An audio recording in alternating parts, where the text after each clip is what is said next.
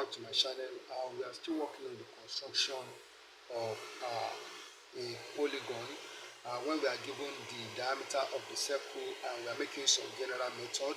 But what I'm trying to explain to you here is that you can afford the repeated use of compass to make arcs on the circle. So the diameter of the circle that we are using is 70 millimeters, which means the radius is 35 millimeters. So we have done that of the pentagon with the use of this method, and we have done that of the hexagon with the use of this method.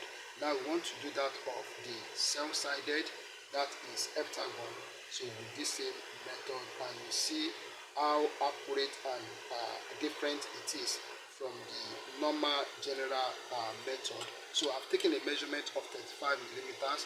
I'm putting a point of my compass here on this point on the paper.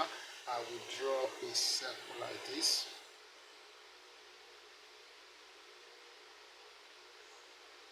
Okay, so we draw this circle. Okay, so we have the circle like this. So the next thing I'm going to do is that I'm going to draw a horizontal line through the center of the circle that we have on the paper. So we have this from here to here.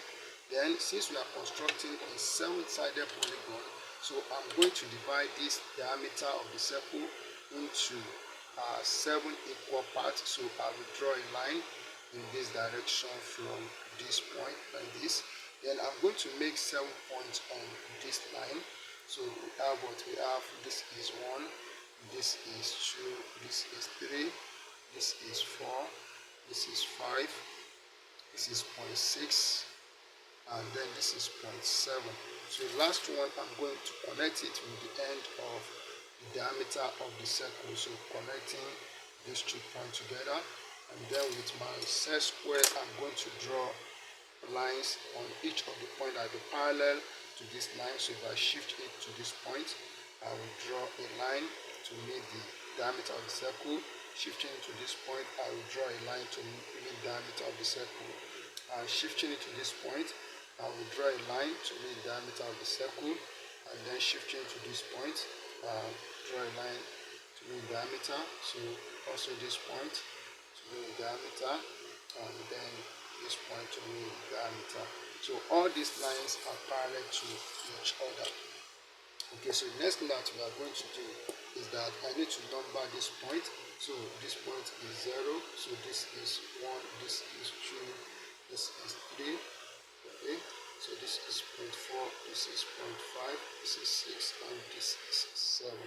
Okay, so the next thing that I'm going to do is that I'll take my compass, putting it at this point 0 here, and extending it to 0.7 like this.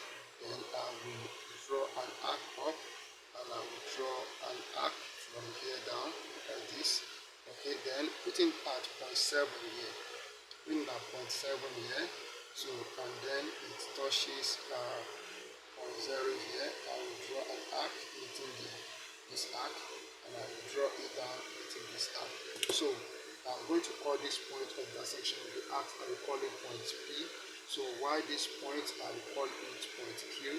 So what I need to do now is that as we are constructing a 7-sided polygon, I'm going to draw a line from point P, passing through point 2, passing through point 4, and passing through point 6.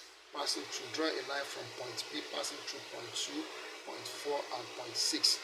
Then I'll do the same thing from point Q. I will draw a line passing through point 2, point 4, and point 6. So look at it. So if I draw from P, passing through point 2, okay, so I will draw from here like this, passing through point 2 and meeting the circle at this point. So it made the circle at this point here. So let's take note. Then if I draw again from point P, so passing through point 4, like this. So it made the circle at this point. This is another point here.